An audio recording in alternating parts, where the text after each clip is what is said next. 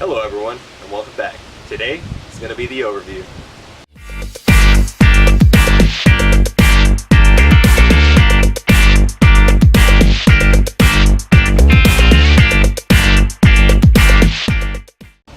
Project Adventure Seaker is a 2000 Wellcraft 210 Tournament Edition. And today, we're going to be walking around. I'm going to show you what it looked like, what it looks like now, and what my plans are for the future. So let's go ahead and get started. As you can see here, the boat started as a faded white with gold, black, and silver vinyl stripes. The boat I have now painted, as you can see in my past videos. And here's a picture of what I'd like it to look like in the future with the nav lights included. To reiterate on what I've said in past videos, I will be having a bow shield and a keel shield that's going to go across. The bow shield will protect and also cover up this lack of paint or this white spot that I wasn't able to get to around this bumper.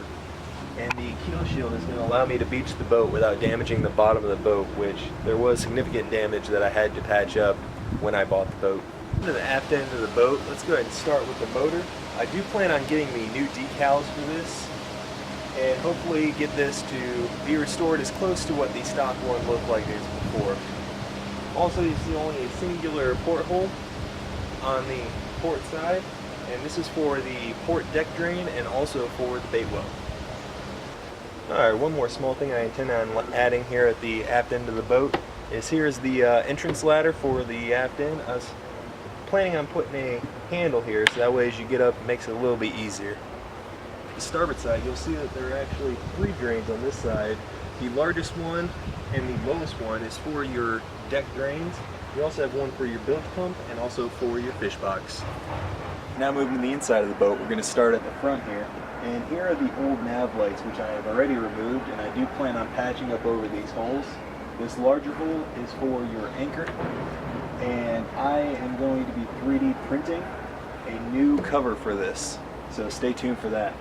In here is just your anchor well with all of your ropes, and I'm sure if you noticed there's a 550 cord routed, and I routed this when I removed the old nav lights so that way I'll be able to route the new wires easily. Down here is just a large storage area. I have a few chairs, my mooring lines, and also a safety box down here. And yet again, even more storage in here. And right now I have absolutely nothing. This deck is actually going to get replaced by a Tempest hatch and get rid of this flimsy old one. This is an extreme close-up of the front chair in front of the center console, and this is just showing you the cooler that I have here. And I do intend on replacing, either having them made or I'm going to try to make them myself, the cushions, both the actual seat cushion and the backrest. Moving on to the center console here, this largest hole here is actually for the compass, and that is going to be staying. Over here, as you guys can see in the pictures, is where a GPS and a fish finder were. Now they're just giant holes in the dashboard. I will be patching these up, re-gel coating that, and making it look much better. As you can see, the windshield is removed. I have taken that off.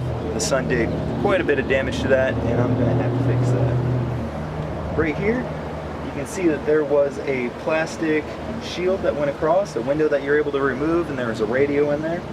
Well, I'm going to be completely blocking this off with a white acrylic sheet. I'm going to have 2 Simrad Go 7s and also a VHF radio in the center. Down on the center, steering wheel is all going to be able to stay the same. Out of all these gauges, the only ones that are staying are going to be the engine hours and your check engine warning lights. This entire plastic sheet is going to be removed, and also that is going to be replaced with a white acrylic sheet. Over here is just going to be a cluster of switches, which will go to everything throughout the boat. The reason I'm going to be able to get rid of these gauges because I have a analog to NEMA 2000 converter, which is going to convert these analog signals to a digital signal that will be able to be read by the Simrad Go 7s. The center console will also be receiving a new throttle control unit. As you can tell, the captain and the co-captain chairs are removed. This is going to get replaced with a leaning post, as you guys will see in an upcoming video. Also, as you can see over here, we have fairly large fish boxes, which I need to clean out. And for the decks, I will not be leaving the decks as this gel coat pattern type non-skid. I'm going to be getting C-deck. Also back here you'll see that there is a hole for where the bench seat used to go. I'm going to be either patching up this area, or I'm going to get a larger hatch that'll fold down and allow for a little bit more storage over there.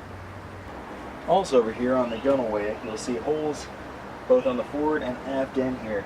These are for fishing rods, and I will also be 3D printing caps for over these holes just to clean up the look a little bit. I need to replace some locks on here. I'm going to be rewiring everything from the battery on over. You probably can't see anything down here. I'll try and get more light down here. I'm going to be replacing all the pumps because there's only one pump that worked on this boat. So I need to replace the macerator pump, which I've already bought, and I also need to replace the live well pump.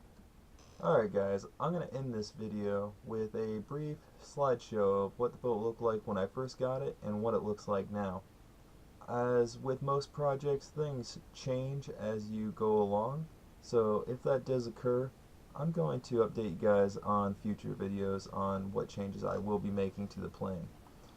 If you like this video, please comment, like, and subscribe below. Thank you. Have a nice day.